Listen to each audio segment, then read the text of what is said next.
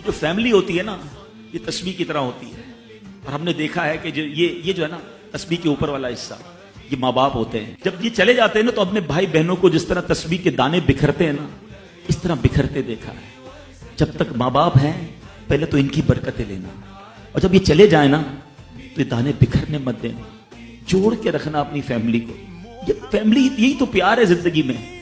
تھوڑے سے پیسوں کے لیے بھائی بہن لڑتے ہیں, جائیداد کے لیے بھائی بہن لڑتے ہیں, تھوڑے کاروبار کے لیے لڑتے ہیں. قربان کر دو, کوئی بات نہیں, بھائی کو تھوڑا زیادہ چلا جائے, بہن کے میری بہن کے گھر میں ہی جا رہا ہے نا, یہ تیرا ہے یہ میرا ہے نہ کیا کرے.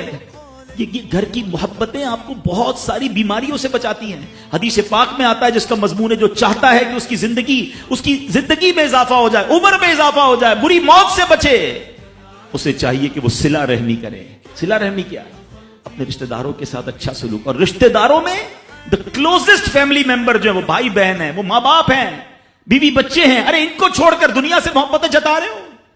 نہیں میرے پیارے اسلامی بھائیوں. تو اپنی بچیوں کے ساتھ اور اپنی بہنوں کے ساتھ بالخصوص اچھا سلوک کرنا. خوش نصیب ہے وہ بھائی جو بہنوں کا مان ہے, خوش نصیب ہے وہ جو والد جو اپنی بچیوں کے ساتھ اچھا برتاؤ کرتا ہے. بہنوں کی دعائیں بھائی کو بہت اوپر لے جاتی ہیں. خوش نصیب ہے وہ بھائی. اچھا ہمارے ایک اور نظام پتہ ہے کیا ہے کہ جب تک ماں باپ کے ساتھ رہ رہے ہیں تو چلے بھائی بہنوں میں پیار ہے. اب بھائی بہنوں میں شادی ہو گئی, سب کی شادیاں ہو گئی اور ماں باپ چلے گئے, تو اب نارملی لوگ اپنی بہنوں کو اگنور کرتے ہیں. اب یار میں تو اپنی بیوی کو دیکھوں گا, اپنے بچوں کو دیکھوں گا, اپنی کمائی کو دیکھوں گا. نہیں, اب بھائی کا کام ہے کہ وہ والد کا کردار ادا کرے. بہنوں کو یہ احساس دلائے کہ تمہارے ماں باپ چلے گئے ہیں مگر تمہارے بھائی زندہ ہیں. ہر مشکل میں تمہارے بھائی تمہارے ساتھ کھڑے ہوں گے.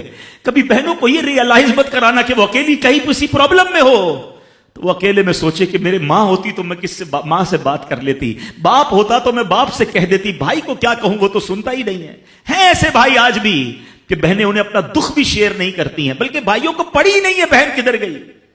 یہ مت کرنا. اگر تم اپنے ماں باپ کی روح خوش کرنا چاہتے ہو نا تو بھائی بہن جڑ کے رہو, بھائی بہنوں میں پیار رکھو. یہ پیسہ سب کچھ نہیں ہے. ارے جو کچھ میرے پاس ہے اگر میرے بھائی بہنوں پہ خرچ ہو جائے تو اس سے اچھی کیا چیز ہے. یہ یاد رکھے جو سوشل میڈیا پہ ہزاروں فرینڈ بنائے بیٹھے نا کہ میرے 5,000 فرینڈ تو میرے 10,000 فرینڈ, کسی دن بستر پر پڑو گے نا اسپتال میں تو اس بستر کے کنارے تمہیں تمہارے بھائی بہن ہی نظر آئیں گے. وہ سوشل میڈیا والا تمہارا جو سارے دن چیٹنگ جس کے ساتھ واٹس ایپ پہ لگے ہوئے ہو نا گروپ میں, کوئی نظر نہیں آئے گا. جب تمہارے گھر میں کوئی بچے کا پرابلم ہوگا رات آدھی رات کو اگر تمہارے گھر کوئی آ کے تمہیں دلاسا دے گا تو تمہارے بھائی بہن ہوں گے. بہنوں کو حقیر نہ سمجھنا, یہ ان لوگوں کے لیے بھی درس ہے. اسلام جب نہیں آیا تھا نا تو بہنوں کے حقوق نہیں تھے, ان کو کوئی ورثے میں حق نہیں دیتا تھا, بہنوں کی شادیاں نہیں کرواتے تھے. مگر آج بھی کچھ قبائل سنا ہے ایسے ہیں, آج بھی بدبخت کچھ لوگ ایسے ہیں جو بہنوں کے حق دبا لیتے ہیں. ارے بہنیں تو غم گسار ہوتی ہیں, بہنیں تو بھائیوں کا مان ہوتی ہیں. ارے بہنیں ہوتی ہیں تو گھر میں رونق ہوتی ہے. ارے بہنوں کو عزت دیا کرو, بہنوں کو پیار دیا کرو. اللہ کے حبیب فرماتے ہیں ایسا بھی ہوا کہ کچھ لوگوں کی ماں باپ جلدی چلے گئے, اب بھائی پر بہنوں کا بوجھ ہے. ایک صحابی کے بارے میں آتا ہے ان کی 6 یا 7 بہنیں تھیں اور سبحان اللہ وہ اپنی بہنوں کو انہوں نے پالا, اپنی بہنوں کو باپ بن کر پالا, ان کے بالوں میں کنگھی بھی کرتے تھے. اور جب بہنوں کی شادیاں ہو گئیں, بہنیں بڑی ہو گئیں, اپنی شادی تاخیر سے کی اور شادی بھی کسی بیوہ سے کی. پوچھا گیا کہ کیوں بیوہ سے شادی کی؟ کہا میری بہنوں کو ایک ماں کی حاجت تھی, میں کوئی جوان لڑکی لے آتا تو بہنوں کا کیا ہوتا. اللہ اکبر, یہ صحابہ کا انداز. اور آج جو بہنوں کا حق دباتے ہیں, آج جو بہنوں کو ذلیل کرتے ہیں, نہ کرنا. ہمارا اسلام بہنوں سے محبت کا درس دیتا ہے.